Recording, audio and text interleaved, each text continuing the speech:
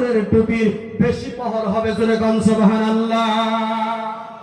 কোরআন তেলাওয়াতকারী বাড়িয়ে দেন। গড়গড় যদি আপনি কোরআন তেলাওয়াতকারীর ব্যবস্থা করেন, দরকার পড়লে আপনি ওই জাতীয় বিদ্যালয়ের মধ্যে 1000 টাকা 500 টাকা মাসে দেন, আপনার বাজে না।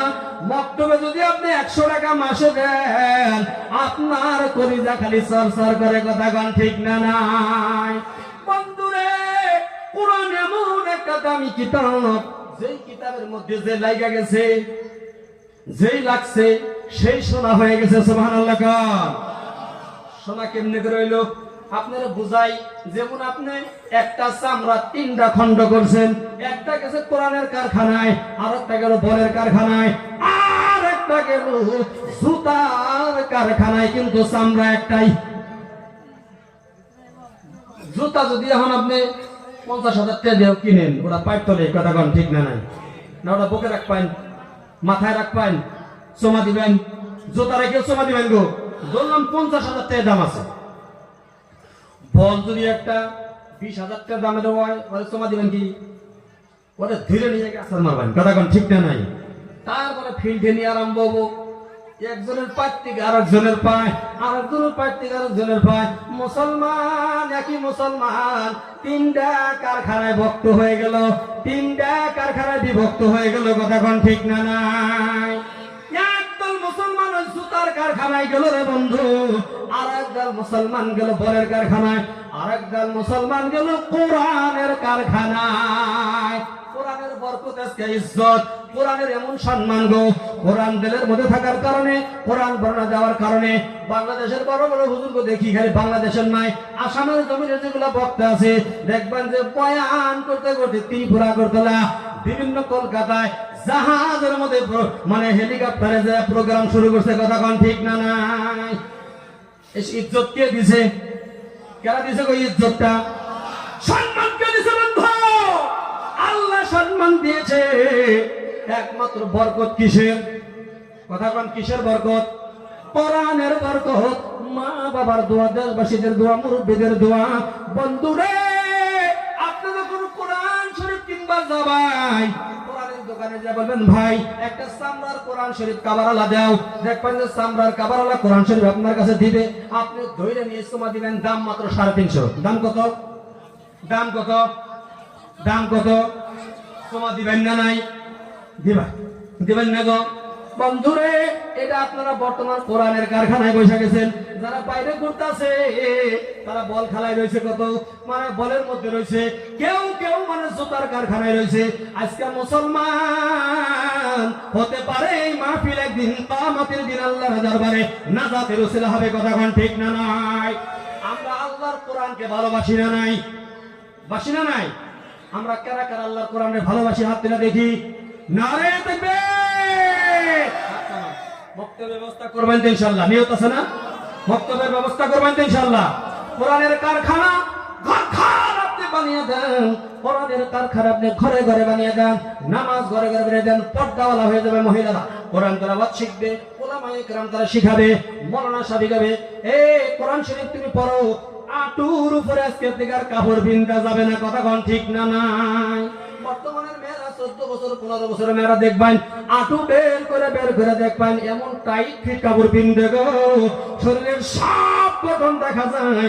কিয়ামতের দিন ওর গার্জেন মানে আসামি বানাবে, ওর গার্জেন আল্লাহ পাকের আদালতে পাকড়াও হতে হবে। কুল্লুকুম রাইন কুল্লুকুম মাসউলুন ওয়ার রাইয়াতিহি ও কামা ক্বালা নবী সাল্লাল্লাহু আলাইহি ওয়াসাল্লাম। কিয়ামতের দিন প্রত্যেকজন গার্জেনের হিসাব দিতে হবে তোমার সন্তানের।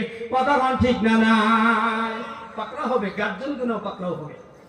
আমার মা বোন সকল, তোমাদেরকে শিখিয়েছেন ধৈর্য ধারণ করো, তোমরা সবুর করো। 10 প্রকারের নারীকে আল্লাহ পাক ভালোবাসে। জোরে গান সুবহানাল্লাহ। এটা যদি এক প্রকার করে আমি মানে ব্যাখ্যা দিবার যাই 1 ঘন্টা করে তা উবরা এর কিছু কই কামানে নাকি কল যে পর্যন্ত কই হারি। এ বন্ধুগণ, মহিলারা তো আইছে না নাই? হ্যাঁ, মহিলারা আইছে। আমার মা বোন সকল, 1 নম্বর যেই মহিলার ভিতরে ওই গুণ পাওয়া যাবে, যেই গুণ হযরতে খাদিজাতুল কুবরার মধ্যে ছিল, যেই গুণ আম্মা জান আয়েশা সিদ্দিকা রাদিয়াল্লাহু তাআলা আনহার মধ্যে ছিল, ওই গুণগুলো যেই মহিলার ভিতরে পাওয়া যাবে, ওই মহিলাকে আল্লাহ নিজেই ভালোবাসে। জোরে কোন সুবহানাল্লাহ। কেমন ভালোবাসে রে! আমি কিন্তু প্রথমেই এই গারে হেরা মসজিদের কথা বলছি, যে নামটা শুনে আমার মনটা ভরে গেছে। আমি নিজে দেখে আসছি গারে হেরা, যেই জায়গার মধ্যে আল্লাহর কোরআন নাযিল হইছে। আরে মুসলমান, যেই জায়গার মধ্যে আমার নবী গারে হেরার মধ্যে অপেক্ষা করতেন, বহুত উঁচা পাহাড়, বহুত উঁচা, কিরকম উঁচা, 1 ঘন্টা সময় লাগে উঠতে। ওই সময় কোনো সিঁড়ির ব্যবস্থা ছিল না। বর্তমান তো সিঁড়ির ব্যবস্থা আছে, তা উঠতে উঠতে হরান লাগে, উঠতে উঠতে হরান লাগে। কিন্তু আম্মা জান খাদিজাতুল কুবরা রাদিয়াল্লাহু তাআলা আমার নবীর জন্য ওই গারে হেরার মধ্যে প্রত্যেকদিন 2 বেলা 3 বেলা খানা গুলা রেডি করছে। সুবহানাল্লাহ। আম্মা জান খাদিজা কেমন ধৈর্য ধারণ করেছে। 15 বছর সংসার করার পর আম্মা জান খাদিজাতুল কুবরা রাদিয়াল্লাহু তাআলা আল্লাহর নবীকে একদিন ডেকে ডেকে বলেন, নবী গো আসেন, আপনার সাথে কিছু আলোচনা করি। আপনার মাথাটা নেন, আপনার মাথাটা এনে আমার চূড়ার মধ্যে নামাইয়া দেন। আম্মা জান খাদিজাতুল কুবরা রাদিয়াল্লাহু তাআলা আনহা যেদিন নবীকে ডাক দিলেন, নবী বলে, খাদিজা আজকে এরকম নরম ভাষায় চোখ দেও আবার গল গল করে পানি গুলা পড়তেছে, ডাক দিতেছে, বলতেছে, নবী আমার 15 বছর আপনার সঙ্গে সংসার করলাম, আপনার হক জীবনে আদায় করতে পারলাম না। এ মহিলারা শোনো, 1 নম্বর, যেই নারীর মধ্যে ধৈর্য পাওয়া যাবে, স্বামীর 100টা দোষ পাইছে, 99টা দোষ মাফ করে দিছে। সুবহানাল্লাহ। কয়টা দোষ মাফ করে দিছে? 99%। 100-র মধ্যে 99%, 100-এর মধ্যে 99% দোষ স্বামীর যেই মহিলায় মাফ করে দেয়, আমার আল্লাহ ওই মহিলার এই ভালোবাসে। সুবহানাল্লাহ। একটু আস্তে কোন কে তেজে সুবহানাল্লাহ কবেন। আল্লাহ ভালোবাসে, তাও সুবহানাল্লাহ করেন। সুবহানাল্লাহ বলেন। আমার মুরব্বিগণ, যুবক ভাইয়েরা, আম্মা জান খাদিজাতুল কুবরা রাদিয়াল্লাহু তাআলা আনহা গারে হেরার মধ্যে 1 দিন নয়, 2 দিন নয়, যাবত 40 দিন পর্যন্ত খানাগুলো নিয়ে যাইত। 40 দিনের মাথা ক্লান্ত হয়ে গেত, প্রেশান হয়ে গেত। আমার আল্লাহ ডাক দিতে, রে জিবরাইল,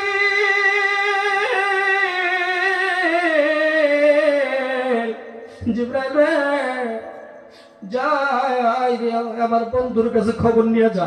বলে, কি খবর? আমি খাদিজার উপরে খুশি হয়ে গেছি। সুবহানাল্লাহ। আমি খুশি হয়ে গেছি। ওর স্বামীর উপরে এত কষ্ট, আমার নবী মুহাম্মদুর রাসূলুল্লাহর এত কষ্ট করেছে, এই কষ্ট আমি আল্লাহ সহ্য করতে পারি না রে জিবরাইল।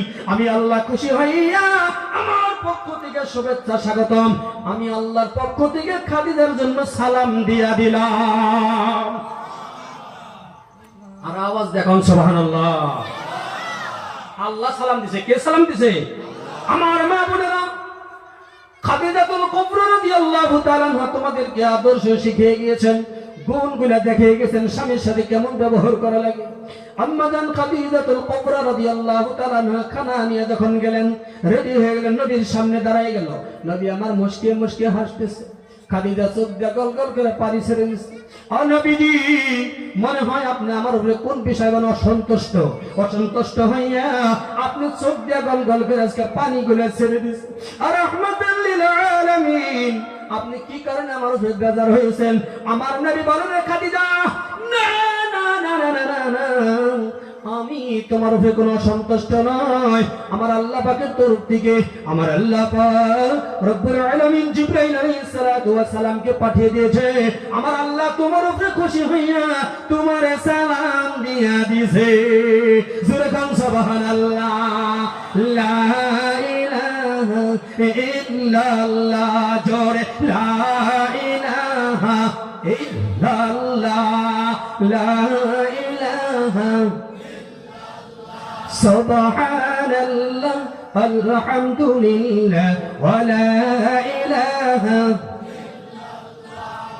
সুবহানাল্লাহ, আলহামদুলিল্লাহ, ওয়া লা ইলাহা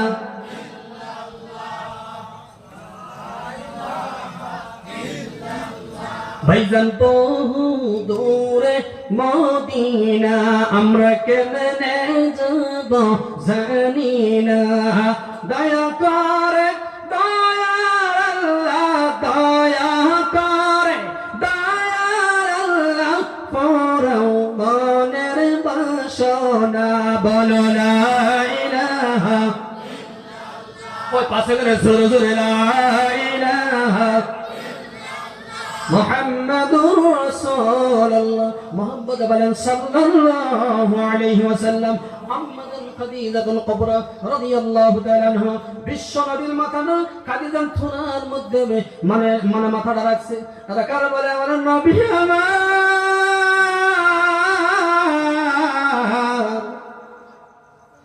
মনে হয় আমি আর বেশি দিন দুনিয়ার জমিনে থাকবো না কিন্তু একটা দরখাস্ত আপনারা করে যাই জীবনে কি আপনার কাছে আমি কিছু চাইছি আমার নবী বলে রেখা দিজ 15 বছরের ভিতরে তোর হোক আমি আদায় করতে পারি নাই 15 বছরের জিন্দেগির ভিতরে কিছুই তোমার দিতে পারি নাই খাদিজা বলে নবী আপনার উপরে আমি খুশি আপনার উপরে সন্তুষ্ট খাদিজার জীবনে আমি নিজে পড়ে দেখছি রে ভাই আজকে আমার চোখের পানি খাদিজার জীবনের পড়ে আমি ধরে রাখতে পারি না খাদিজাতুল কুবরা রাদিয়াল্লাহু তাআলা আনহা বলেন নবী গো আমি যখন এই দুনিয়ায় থাকবো না মৃত্যুর সময় মৃত্যুর পরে আপনার আমি 3টা জিনিস আপনার কাছে চাই আপনি দিবেন কিনা বলুন আমার নবী বলে রে খাদিজা তুমি বলো তোমাকে আমি দেব এক নম্বরে আমি যখন মৃত্যু হব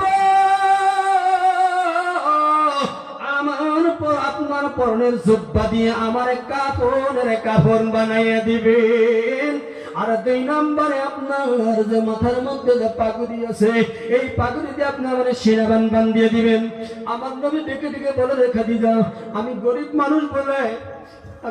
মানুষ বলে তোমার আমি কিছু দিতে পারি নাই বলে গরিব আমি পুরান কাপড় দিতে বলো খাদিজা বলে গো নবীজি মনের মধ্যে আঘাত আনবেন না তার কারণ আপনি মনের মধ্যে আঘাত আনবেন না আপনার জুব্বা মুবারক আপনার আমার শরীরের মধ্যে যদি পরা থাকে আপনার পাগড়ি যদি আমার সিনাবান বান্ধা থাকে অবশ্যই অবশ্যই আল্লাহর কাছে আমি মাপ পেয়ে যাব নারে তাকবীর মুসলমান ভাইরা যুবক ভাইরা পর্দারের মাগো মা মহিলারা আমার শোনো মা বোনেরা শোনো তোমাদের সামনে কথাটা আমি তুলে ধরছি আম্মাজান খাদিজাতুল কুবরা 2 নম্বরে দরখাস্ত জানাইলেন যে ও নবীজি আপনি আমার লাশটা আমাকে আপনি কোলে করে নিয়ে নিজেই কবরে নামাইবেন 3 নম্বর দরখাস্ত জানাই গো নবীজি মন কেমনে করে ফেরেশতাদের জবাব আপনার দিতে হবে আমাকে যদি জিজ্ঞাসা করে খাদিজা মান রব্বুকা রবের পরিচয় দাও ধর্মের পরিচয় দাও মান দিনুকা মান নবিয়ুকা তোমার নবী কারা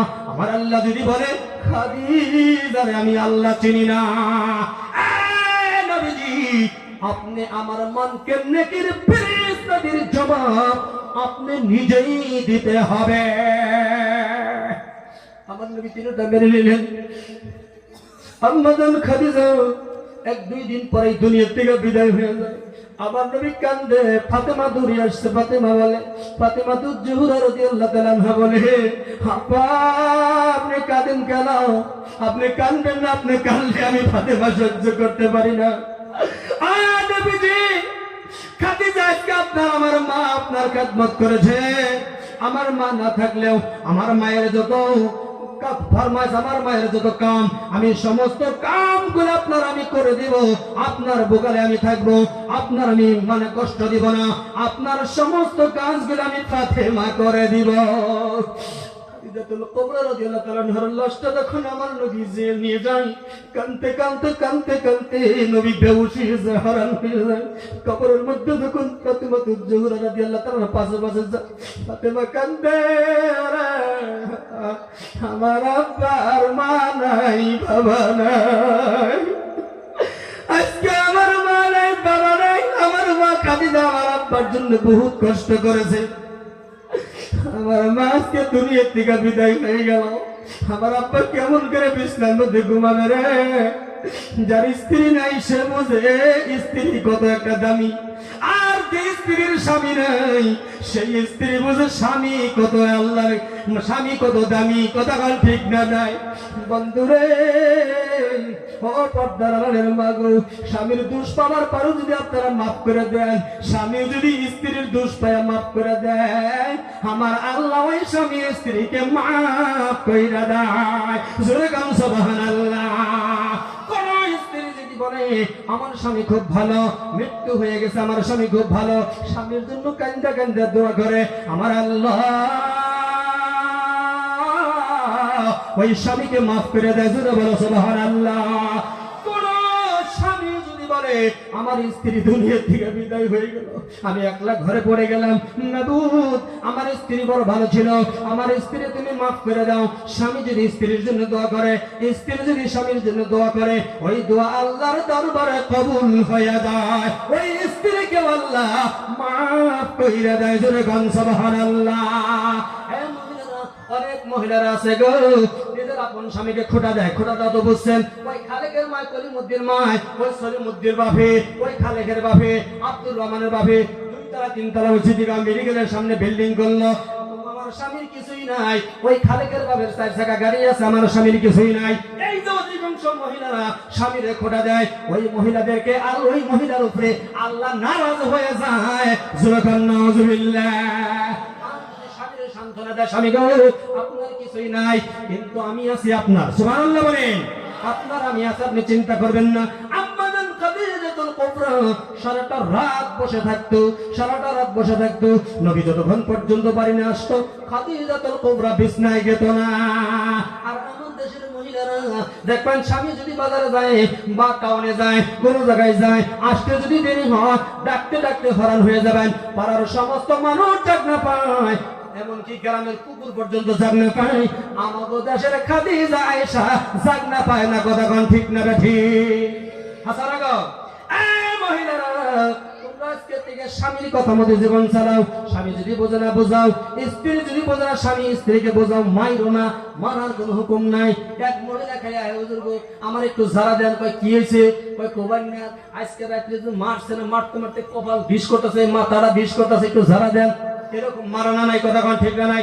মহিলা যদি শরীয়তের কোন বাইরে চলে, আপনার হুকুম মানে না, তালাক দেওয়া জায়েজ, কিন্তু মারা জায়েজ নাই। বহুত পুরুষ আছে গো, ঘরে যাওয়ার লগে লগে আবার মহিলা আছে ক্যাট ক্যাট শুরু করে দেয়। কথা কোন ঠিক না নাই? একটা কাম স্ত্রী পছন্দ করে না। আমার বন্ধুগণ, আমার বাইরে সেদিকে আমি যাব না।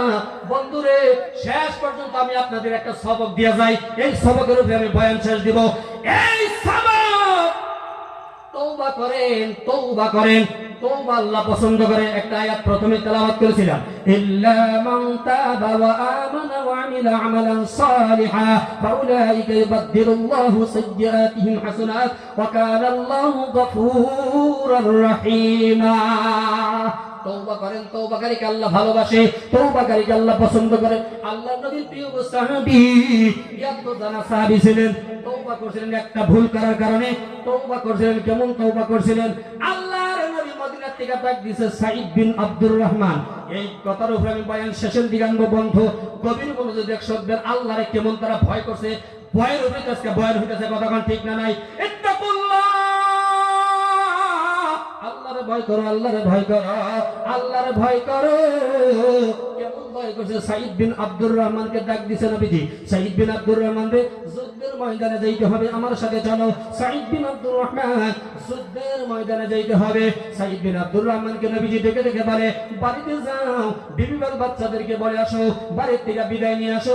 আজকে আর যুদ্ধের ময়দানের সেনাপতির দায়িত্ব আমি রাসূলুল্লাহ তোমাকেই দিয়া দিলাম। সাঈদ বিন আব্দুর রহমান এবার বাড়ির মধ্যে আসলেন। আসার পর বিবির কাছ থেকে বলে, বিবি রে, আমি জিহাদের ময়দানে যাইতে চাই, একটু মেহেরবানি করে আমার তুমি বিদায় দাও। তা তুমি কি বলো? স্ত্রী বলে, স্বামী গো, জিহাদের ময়দানে আপনি যাবেন, আপনার উপরে আমি খুশি। যেরকম আলহামদুলিল্লাহ, খুশি, বহুত খুশি। বর্তমানের মহিলারা যদি কয় আমি একটু সিল্লায় যান, নেসারে যান, বহুত মহিলারা বেশি মেরে যায়। কথা কোন ঠিক না নাই? বহুত খুশি, জিহাদের ময়দানে যাবেন, আল্লাহ রাসূল আপনাকে চাইছে, আপনি যান। তাহলে একটা কথা, আল্লাহ নবী আমার ধর্মের ভাই বানিয়ে দিছে। এক সাহাবী, মদিনার সাহাবী, ওকে আমি আমার বাড়ির কিছু জিম্মাদারি দিয়ে যাই, যেহেতু বাড়ির মধ্যে দেখাশোনার কথা আছে, তার কথা কিছু তুমি সৈন্য মাইনো। সাঈদ বিন আব্দুর রহমান সালাবাতুল আনসারী রাদিয়াল্লাহু তাআলা আনহুকে এবার কি করলেন, বাড়ির জিম্মাদারি দিলেন, বাড়ির দায়িত্ব দিলেন রে বন্ধু, বাড়ির দায়িত্ব দিলেন। দেওয়ার পর সাঈদ বিন আব্দুর রহমান সালাবাকে বললেন, সালাবারে যতক্ষণ পর্যন্ত আমি জিহাদের ময়দান থেকে না আসবো ততক্ষণ পর্যন্ত তুমি আমার বাড়ি থেকে যাবে না। যুদ্ধে চলে গেলেন। প্রথম রাত গেল, দ্বিতীয় রাত্রের মধ্যে রাত যখন 12টা হয়ে যায়, রাত 12টা বাজায়, শয়তানে বলে, সালাবারে ও সাহাবা, সাঈদ বিন আব্দুর রহমানের বিবি বহুত সুন্দর, খুবসুরত, আর দেরি করিও না, সাঈদ বিন আব্দুর রহমানের বিবির কাছে যে গল্প করো। শয়তান তারা উঠাইলো। রাত 12টা 1টা বাজে উঠানোর পর সাঈদ বিন আব্দুর রহমানের বিবির ঘরের সামনে এসে ডাক দেয়, রে সাঈদ বিন আব্দুর রহমানের বিবি রে, দরজা খুলে দাও। এখন আপনি যাচ্ছেন আমার স্বামীর ধর্মের ভাই, আমারও তো ধর্মের ভাই, কোন বিপদের মধ্যে পড়ে আসছে নাকি দেখি। দরজাটা খুলে দিছে, বলতেছে, ও সাঈদ বিন আব্দুর রহমানের বিবি, সাঈদ বিন আব্দুর রহমান বাড়িতে নাই, এই তো তোমার আমার মজার গল্পের সময় যায়। সাঈদ বিন আব্দুর রহমান বলে, ক্বালা ইন্নী আখাফুল্লাহ, সুবহানাল্লাহু আকবার। সাঈদ বিন আব্দুর রহমানের বিবি বলে, আমি পৃথিবীর কাউকে ভয় করি না, আমি শুধু আল্লাহকে ভয় করি। কারা ভয় করে? এই সালাবা, আমার স্বামীর খেয়ানত, আমানতের খেয়ানত যদি তুমি করো, আল্লাহর দরবারে কঠিন কিয়ামতের দিন আসামির কাঠগড়ায় তোমার আমি দাঁড় করাবো, আল্লাহর দরবারে তোমার আসামির কাঠগড়ায় দাঁড় করাবো। সাঈদ বিন আব্দুর রহমানের বিবি কথা বলার পর সাহালাবাতুল আনসারী পরিজার মধ্যে আল্লাহর কিছু ভয় লেগে গেল। ভয় লাগার পর বাড়ির থেকে বের হয়ে গেল, কাঁদতে কাঁদতে তওবা করতে করতে মানে এক পাহাড়িয়া জায়গায় গেল, পাহাড়ের ভিতরে ঢুকে গেলেন। ঢোকার পর সিজদায় পড়ে আল্লাহর কাছে কান্দে। সাঈদ বিন আব্দুর রহমান বাড়ি এসে গেছে। সাঈদ বিন আব্দুর রহমানের বিবিকে ডেকে ডেকে বলে, রে বিবি, বিবি রে, সাহাবা কোথায় গেছে রে? সাঈদ বিন আব্দুর রহমানের বিবি ঘটনাগুলো সব ভেঙ্গে ভেঙ্গে বললেন। সাঈদ বিন আব্দুর রহমান বলেন, ও বিবি, সাহাবা কি তোমার কোন আমানতের খেয়ানত করেছে? কোন কি অসম্মান করেছে? মানহানি কি করেছে? সাঈদ বিন আব্দুর রহমান বলে, না, আমি যখন বলছি ক্বালা ইন্নী আখাফুল্লাহ, আমি আল্লাহর ভয় করি। সাঈদ বিন আব্দুর রহমান বাড়ি থেকে মানে সাহালাবাতুল আনসারী দৌড়িয়া বাড়ি থেকে চলে গেছে, কাঁদতে কাঁদতে এদিকে এদিক দিয়ে চলে গেছে। সাঈদ বিন আব্দুর রহমান বলে, না না না, খুঁজতে হবে, কোথায় গেল? তখন খুঁজতে খুঁজতে খুঁজতে খুঁজতে পাহাড়িয়া রাস্তার ভিতরে ঢুকে গেলেন। পাহাড়ের ভিতরে গিয়ে দেখে ওই জায়গার মধ্যে গাছের নিচে সিজদার মধ্যে পড়ে আল্লাহর কাছে কান্দে আর বলতেছে, রে সাহাবা, আয় রে আয় আয়, এইভাবে কাললে কেন হবে না, এইভাবে কাললে হবে না। নবীজির প্রিয় সাহাবী খলিফাতুল মুসলিমিন হযরতে আবু বকর সিদ্দিক রাদিয়াল্লাহু তাআলা আনহুর দরবারে চলো। তাহলে তাই আনলেন। আনার পর এবার সাহাবা বলে, সাঈদ বিন আব্দুর রহমান, হাতের মধ্যে রশি লাগাও, আমার টাইনা টাইনা মদিনার রাস্তা দিয়ে নিয়ে যাও। লোকেরা যদি জিজ্ঞাসা করে লোকটাকে, বলে লোকটা বড় গুনাহগার, লোকটা বড় গুনাহগার, লোকটা বড় গুনাহগার। সবাই যখন আমার টিটকারি করবে, আমার গুনাহগুলো মাফ হয়ে যাবে। আমার যখন বিদ্রুপ করবে, আমার গুনাহগুলো মাফ হয়ে যাবে। আমার হাতের মধ্যে রশি লাগাও, টাইনা টাইনা নিয়ে যাও। আবু বকরের দরবারে নিয়ে গেলেন। আবু বকর জিজ্ঞাসা করতে, রে সাঈদ বিন আব্দুর রহমান, সাহাবাকে কি এর জন্য নিয়ে আসছো? বলে, এমনি এমনি এমনি এমনি ঘটনা। আবু বকর বলে, রে সাহাবা, রে সাঈদ বিন আব্দুর রহমান, সাহাবাকে আমার পক্ষ থেকে নিয়ে যাও, আমার পক্ষ থেকে নিয়ে যাও। এই সাহাবাকে আমি তওবা পড়াইতে পারবো না। সাহাবাতুল আনসারী বলে, সাঈদ বিন আব্দুর রহমান, আমার হযরত ওমরের দরবারে নিয়ে যাও। হযরত ওমরের দরবারে নিয়ে গেলেন। ওমর রাদিয়াল্লাহু তাআলা আনহু বলে, সাঈদ বিন আব্দুর রহমান, কি হয়েছে? বলে, এমনি এমনি ঘটনা। বলে, না না না না, সাহাবাতুল আনসারীকে আমি তওবা পড়াইতে পারবো না, আমার কাছে নিয়ে যাও। হযরত উসমান গনির কাছে গেলেন, তাও পড়াইলেন না। হযরত আলী রাদিয়াল্লাহু তাআলা আনহুর দরবারে গেলেন। হযরত আলী বলেন, আমি হলাম নবীজির মেয়ের জামাতা, আমি হলাম আল্লাহর রাসূলের মেয়ের জামাই, আমি তওবা পড়াইতে পারবো না। সালাবা কান্দে রে সাইদ বিন আব্দুর রহমান আবু বকর তারাইয়া দিল রে, ওমর তারাইয়া দিল, ওসমান তারাইয়া দিল, আলী তারাইয়া দিল রে। আরেকজন আছে রে, ওয়ামা আরসালনাকা ইল্লা রাহমাতাল লিল আলামিন। সুবহানাল্লাহু আকবার। আরেকজন আছে রে, তার দরবারে যদি যাই সে কোনদিন তারাইয়া দিতে পারে না। আমার নিয়ে চলো রাহমাতুল লিল আলামিনের দরবারে নিয়ে চলো। রাহমাতুল লিল আলামিনের দরবারে নিয়ে চললেন। রাহমাতুল লিল আলামিন বললেন সাইদ বিন আব্দুর রহমান সাহাবাকে আরো তওবা করতে দাও, আরো আল্লাহর কাছে মাফ চেতে দাও। সাহাবাতুল আনসারী মদিনার রাস্তা দিয়া